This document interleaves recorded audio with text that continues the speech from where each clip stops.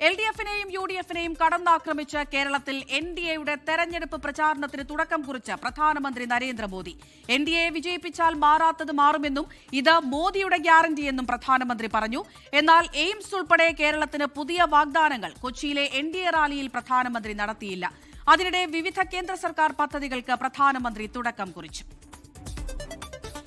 കേരളത്തിന്റെ വികസന മുരടിപ്പ്, വർഗീയ ശക്തികളുമായുള്ള കൂട്ടുകെട്ട്, ശബരിമല സ്വർണ്ണക്കൊള്ള എന്നീ വിവാദ വിഷയങ്ങളിൽ ഇരുമുന്നണികളെയും കടന്നാക്രമിക്കുന്നതായിരുന്നു കൊച്ചി രാജ്യാന്തര സ്റ്റേഡിയത്തിൽ NDA കൺവെൻഷനിൽ പ്രധാനമന്ത്രി നടത്തിയ പ്രസംഗം. സോളാറും CMRL മാസപ്പടിയും ശബരിമല സ്വർണ്ണക്കൊള്ളയും പരാമർശിച്ച് ഇരുമുന്നണികൾക്കുമെതിരെ പ്രധാനമന്ത്രി UDF की सरकार थी तो सोलर स्कैम की चर्चा होती थी. आज LDF सत्ता में है तो CMRL स्कैम छाया हुआ है. सबरीमाला मंदिर की लूट में भी തിരഞ്ഞെടുപ്പ് ജയിക്കാൻ ജമാഅത്തെ ഇസ്ലാമി പോലുള്ള കക്ഷികളുമായി UDF കൂട്ടുകൂടുന്നു.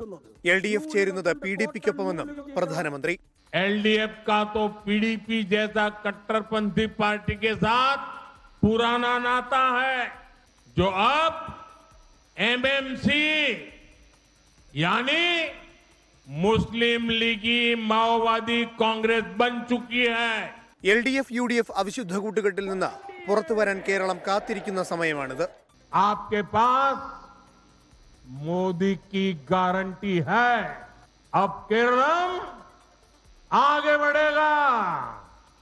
मारा तज मारूम इनी केरलम वलारूम.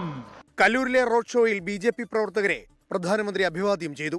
10,800 കോടിയുടെ വികസന പദ്ധതികൾക്ക് പ്രധാനമന്ത്രി തുടക്കം കുറിച്ചു. ദേശീയപാത ഉദ്ഘാടന ചടങ്ങിൽ പൊതുമരാമത്ത് മന്ത്രിയെ ഒഴിവാക്കിയതിൽ സംസ്ഥാന സർക്കാർ പ്രതിനിധികൾ ഇല്ലാതെയായിരുന്നു പരിപാടി. രാവിലെ 11:30 കൊച്ചിയിലെത്തിയ പ്രധാനമന്ത്രി ധീവരസഭയുടെ സുവർണ ജൂബിലി ആഘോഷം ഉദ്ഘാടനം ചെയ്തു. തെരഞ്ഞെടുപ്പ് പടിവാതിൽക്കൽ വന്ന് നിൽക്കുമ്പോഴും കേരളത്തിലെ വോട്ടർമാർക്ക് മുന്നിൽ വാഗ്ദാനങ്ങളോ പ്രഖ്യാപനങ്ങളോ നടത്താൻ പ്രധാനമന്ത്രി തയ്യാറായില്ല. കൊച്ചി രാജ്യാന്തര സ്റ്റേഡിയത്തിന് മുന്നിൽ നിന്നും ക്യാമറാമാൻ MT അധീഷിനൊപ്പം KR ഗോപികൃഷ്ണൻ, 24. ലോകത്തെവിടെയായാലും ഏത് സമയത്തും 24 വാർത്തകളും ഓഗ്മെന്റഡ് റിയാലിറ്റി പാക്കേജുകളും എക്സ്പ്ലെയിനറുകളും വിശദമായി കാണാൻ ഞങ്ങളുടെ YouTube ചാനൽ നിങ്ങൾക്ക് സബ്സ്ക്രൈബ് ചെയ്യാം.